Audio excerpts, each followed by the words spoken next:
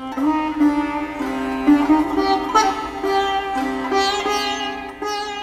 lot of people come because they know Tantra makes sex better, but it really makes it something more than better. It makes it something totally on another level, on another octave of experience that you can't call it sex anymore.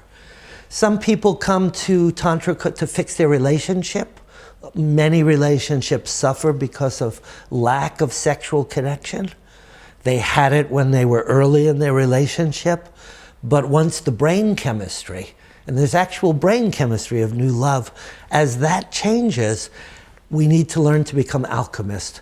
Brain chemistry attraction lasts 6 months, up to 2 years, psychologists say.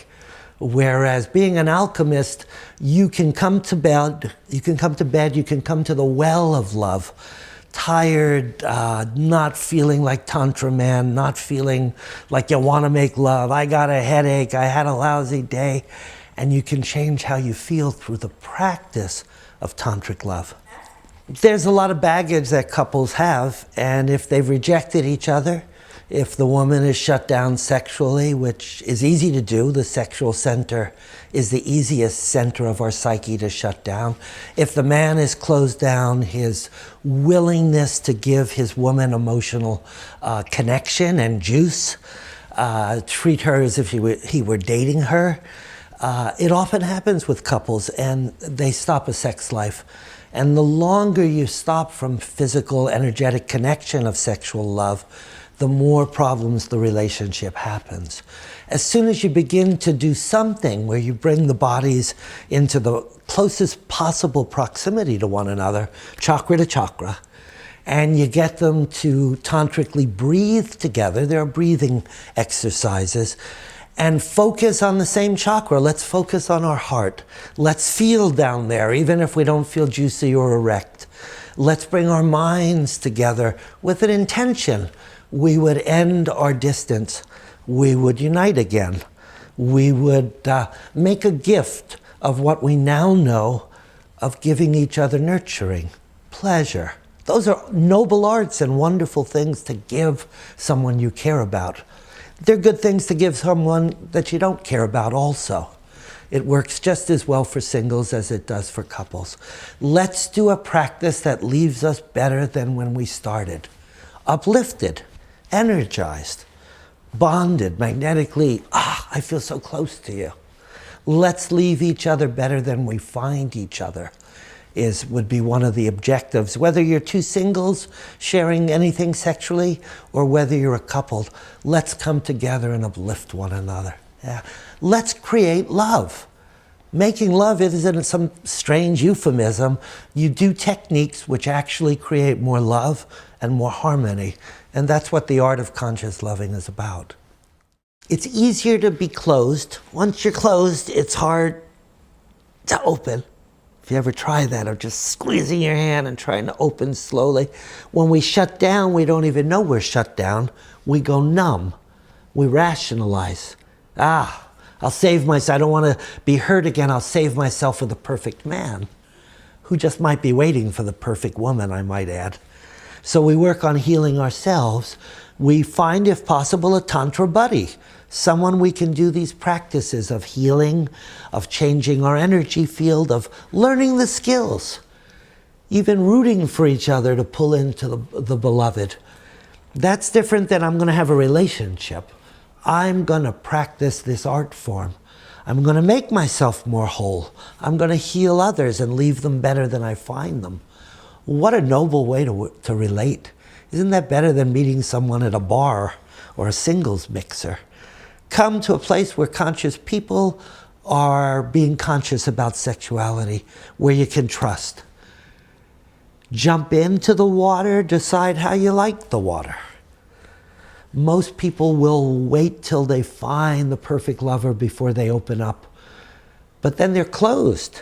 And if you're closed, you're not attractive magnetically for the universe to send you better lovers. You keep attracting the same old terrible lovers. Heal yourself, open yourself, and watch what you attract. If you open to love, love steps in the door. Men need this healing as well as women. men's heart can be opened, and it's time women stop complaining that there's not enough open-hearted men in the world, and you became the healer, and you learned the skills to open his heart and perhaps regenerate his second chakra. Because in his average lifetime, a man is probably rejected by at least 20 different women, and by one or two of them sexually rejected a great deal. And that's why he shuts down. So women have healing for men, men have healing for women. We have locks for each other's keys and keys for each other's locks. And we're teammates in sexual love. We're not opponents. We're not trying to make women make love to us or have sex with us. We're teammates concerned with union. And that's what we need to do to move into this 21st century. If you can create peace within yourself and within your unit with your partner, the couple and the household, then it's possible to have peace on the planet. So that's why this art form is so important. It heals the individual, the couple, the family unit, and it usually has an effect on your neighbors, because they'll hear you.